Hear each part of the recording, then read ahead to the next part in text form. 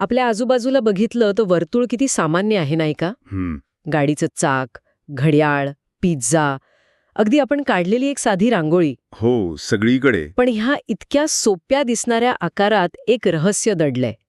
त्याची ती परिपूर्णता, ती परफेक्शन. बरोबर. आज आपण ह्याच परिपूर्णतेचा उलगडा काढणार आहोत.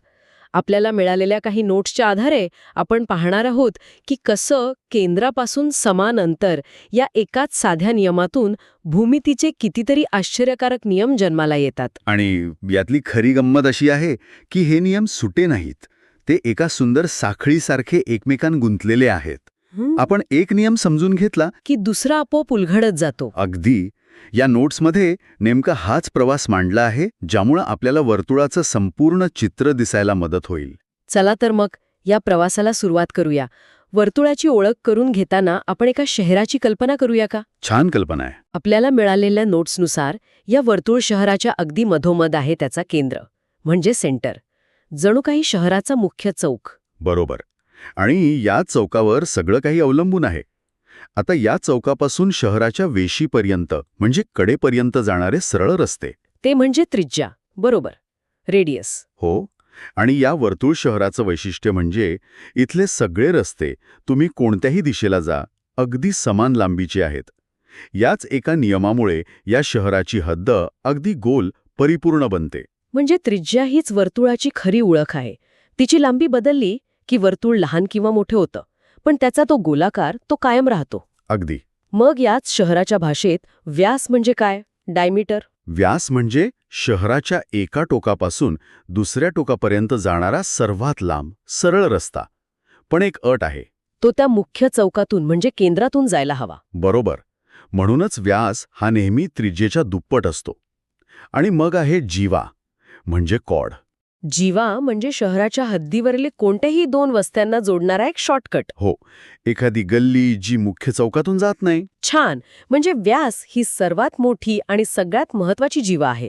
आणि या शहराच्या कल्पनेमुळे मला आणखी एक गोष्ट स्पष्ट झाली. कोणती? शहराच्या भिंतींच्या आतला भाग म्हणजे वर्तुळाचा अंतर्भाग, इंटेरियर. हो. भिंतींच्या बाहेरचा भाग म्हणजे बाह्य भाग. हो. आणि जे लोक बरोबर त्या भिंतींवर चालत आहेत ते वर्तुळावरील बिंदूंवर आहेत. अगदी बरोबर.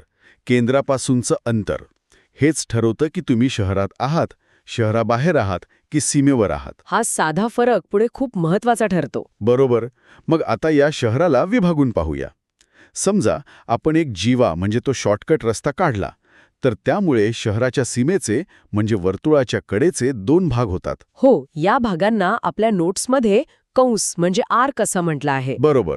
जो छोटा तुकडा असतो त्याला म्हणतात लघुकंस, मायनर आर्क. आणि जो मोठा भाग उरतो तो विशाल कंस, मेजर आर्क. अगदी. पण जर ही जीवाबरोबर केंद्रातून गेली, म्हणजेच ती व्यास असेल, तर ती वर्तुळाला अगदी दोन समान भागांमध्ये विभागते. त्या प्रत्येक भागाला आपण अर्धवर्तुळ म्हणजे सेमी सर्कल म्हणतो. आता आपण वर्तुळाचे भाग पाहिले, पण या भागांनी तयार होणाऱ्या जागेलाही काहीतरी नावं असतीलच. मला आठवतंय, पिझ्झाचं उदाहरण नेहमी दिलं जातं. हो, ते उत्तम उदाहरण आहे. जेव्हा तुम्ही केंद्रापासून दोन त्रिज्या काढून एक तुकडा कापून घेता, अगदी पिझ्झाच्या स्लाइस सारखा, तेव्हा त्या भागाला त्रिज्यखंड म्हणतात, सेक्ट. बरोबर. या दोन त्रिज्या आणि एक कंस असतो. आणि मग वर्तुळखंड म्हणजे काय? सेगमेंट. यात माझा नेहमी गोंधळ होतो. वर्तुळखंड म्हणजे तुम्ही जीवा काढून तयार केलेला भाग. आपण परत पिझ्झाच्या उदाहरणाकडे जाऊया. ठीक आहे. समजा तुम्ही पिझ्झाचा स्लाइस खाल्ला, पण त्याची कडा, तो क्रस्टचा भाग खाल्ला नाही. अच्छा. तर तो जो फक्त कडेचा उरलेला भाग आहे, तो झाला वर्तुळखंड. तो जीवा आणि कंसाने तयार झालेला असतो. वा. म्हणजे त्रिज्यखंड म्हणजे पूर्ण स्लाइस आणि वर्तुळखंड म्हणजे फक्त न खाल्लेली कडा. हे मी आता कधीच विसरणार नाही. तर आपण आतापर्यंत वर्तुळाचे भाग पाहिले. पण या भागांचे एकमेकांशी काही नाते आहे का? म्हणजे समजा मी एक जीवा काढली, तर तिचा केंद्राशी काही संबंध असतो का? नक्कीच.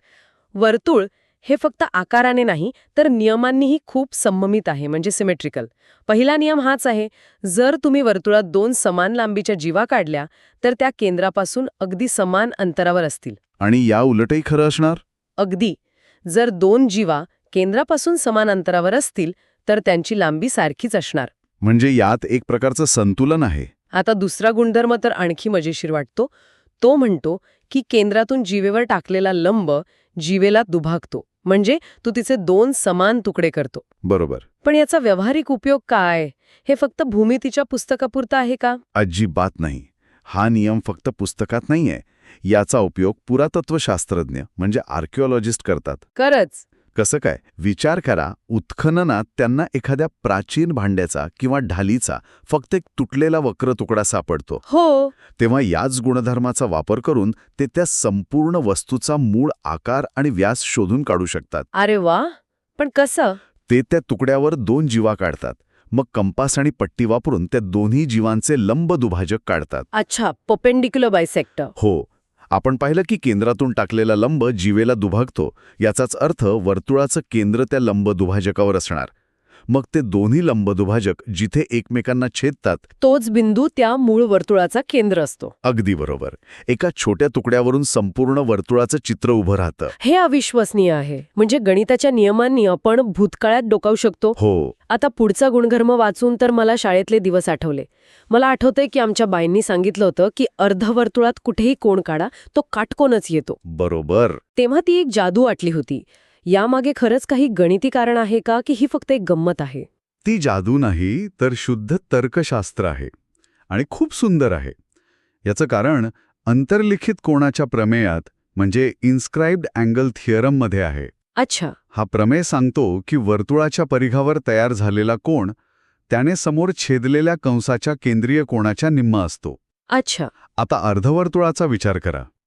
अर्धवर्तुळ कशामुळे तयार होतं? व्यासामुळे. हो. आणि व्यास केंद्रातून जाणारी सरळ रेषा आहे. म्हणजे त्याचा कोन किती झाला? 180 अंश.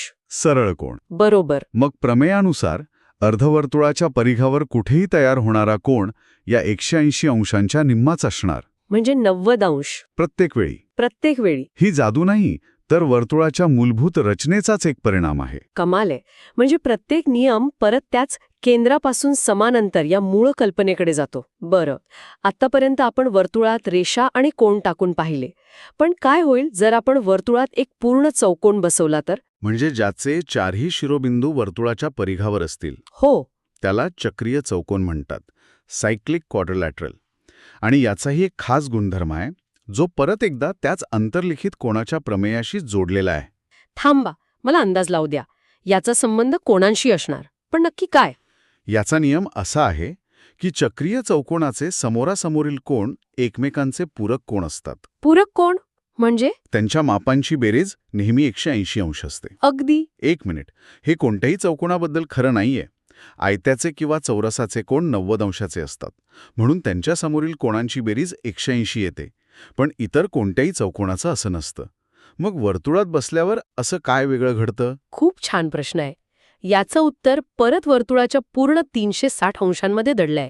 विचार करा, चौकोनाचा कोन ए आणि त्याच्या समोरचा कोन सी. ठीक आहे. कोन ए च्या समोर जो कंस आहे आणि कोन सी च्या समोर जो कंस आहे, ते दोन्ही कंस मिळून पूर्ण वर्तुळ तयार होतं. म्हणजे पूर्ण 360 अंश. हो, बरोबर. आणि आपला प्रमेय काय सांगतो की प्रत्येक कोन समोरच्या कंसाच्या निम्मा असतो. म्हणून कोन ए आणि कोन सी यांची बेरीज त्या पूर्ण 360 अंशांच्या निम्मे. म्हणजेच 180 अंश असते. हे इतकं तार्किक आणि सुंदर आहे. हो. आणि याचा एक मस्त परिणाम पण आहे. समजा तुम्ही त्या चौकोनाची एक बाजू सरळ पुढे वाढवली, तर बाहेर जो कोन तयार होतो ना, तो बरोबर समोरच्या आतल्या कोना एवढा असतो. जणू काही तो कोन तिथून उडी मारून बाहेर आलाय. वा, हे तर एखाद्या कोड्यासारखं आहे जे हळूहळू सुटत चाललंय. आता माझा मेंदू या सगळ्या तर्क आणि नियमांनी भरून गेलाय. थोडं प्रत्यक्ष गणिताकडे वळूया का? म्हणजे आकडेवारीकडे. हो. या परिपूर्ण शहराचं मोजमाप कसं करायचं? म्हणजे त्याचा परिघ किंवा क्षेत्रफळ. नक्कीच. इथे 2 मुख्य सूत्र आहेत, जी आपल्या नोट्समध्ये दिली आहेत आणि ती आपल्या सगळ्यांच्या परिचयाची आहेत. पहिलं म्हणजे वर्तुळाचा परिघ, सर्कम्फरन्स. म्हणजेच त्या शहराच्या सीमेची एकूण लांबी.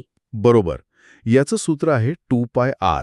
आणि दुसरं म्हणजे वर्तुळाचे क्षेत्रफळ, एरिया, म्हणजे शहराच्या आतली एकूण जागा. याचं सूत्र आहे πr². बरोबर. आणि या दोन्ही सूत्रांमध्ये एक रहस्यमय अक्षर येतं, पाय. पाय हा फक्त एक ग्रीक शब्द नाही, तर एक खूप खास संख्या आहे. हो. पाय ही एक अशी संख्या आहे जी वर्तुळाच्या व्यासाच्या तुलनेत त्याचा परिघ किती पट मोठा आहे हे दाखवते.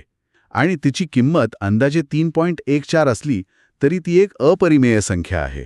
जी कधीच संपत नाही. हो, पण या सूत्रांमध्ये एक सामान्य चूक होते, जिचा उल्लेख आपल्या नोट्समध्ये आहे. कोणती चूक? अर्धवर्तुळाचा परिघ आणि अर्धवर्तुळाची परिमिती यातला फरक. अच्छा. अनेक जण अर्धवर्तुळाचा परिघ काढताना पूर्ण वर्तुळाच्या परिघाला 2 पाय फक्त निम्मे करतात, म्हणजे पाय. हे बरोबर आहे ना? हो, पण ही फक्त त्या वक्र भागाची लांबी झाली. अच्छा. पण परिमिती म्हणजे तर त्या आकृतीच्या सर्व बाजूंची बेरीज. अगदी बरोबर. म्हणून अर्धवर्तुळाची परिमिती काढताना त्या वक्र भागाची लांबी, पाय आणि त्या सरळ रेषेची म्हणजेच व्यासाची लांबी. म्हणजे 2r ची बेरीज करावी लागते. हो, म्हणजे सूत्र होतं पाय r प्लस 2r. हा छोटासा फरक गणितांमध्ये मोठी चूक घडवू शकतो. हा खूप महत्वाचा मुद्दा आहे. आणि जाता जाता चाकाच्या फेऱ्यांचं गणित ते याच सूत्रावर आधारित आहे, नाही का? हो, गाडीच्या चाकाने एका फेरीत कापलेलं अंतर हे त्याच्या परिघाएवढंच असतं. बरोबर. या एका साध्या नियमावरून आपण कितीतरी मोठी गणितं सोडवू शकतो. ही सूत्र केवळ कागदावरची गणितं नाहीत. अभियांत्रिकी, डिझाईन, खगोलशास्त्र अशा अनेक क्षेत्रांमध्ये हीच सूत्र पाया म्हणून वापरली जातात. तर आज आपण एका बिंदूपासून म्हणजे केंद्रापासून सुरुवात करून त्रिज्या, जीवा, कंस आणि चक्रीय चौकोन असा एक मोठा प्रवास केला. वर्तुळाची दुनिया किती तर्कशुद्ध आणि सुंदर नियमांनी बांधलेली आहे हे आज आपण अनुभवलं. प्रत्येक नियम त्याच्या आधीच्या नियमातून जन्माला येतो. हो. आणि या सगळ्याचं सौंदर्य या गोष्टीत आहे की आपण चर्चा केलेला प्रत्येक गुणधर्म हा त्या केंद्रापासून समान अंतर या एकाच मूलभूत नियमातून तयार झाला आहे. सगळं काही त्या एका बिंदूभोवती, त्या एका कल्पनेभोवती फिरतं. आणि जाता जाता एक विचार सोडून जाते. या चर्चेत पाय या संख्येचा वारंवार उल्लेख आला. पण ही संख्या नक्की आहे तरी काय? एक रहस्य. ही एक अपरिमेय संख्या आहे, जिचे दशांश रूप कधीच संपत नाही आणि कधीच पुनरावृत्ती करत नाही. ही संख्या केवळ वर्तुळातच नाही, तर निसर्गातील नद्यांच्या प्रवाहांमध्ये, संभाव्यता सिद्धांतामध्ये आणि अगदी भौतिकशास्त्रातही आढळते. वर्तुळासारख्या मानवनिर्मित, परिपूर्ण आकारातून जन्मलेली ही एक संख्या निसर्गाच्या आणि विश्वाच्या इतक्या वेगवेगळ्या, अपूर्ण भागांमध्ये का आढळत असावी, यावर नक्की विचार करण्यासारखा आहे.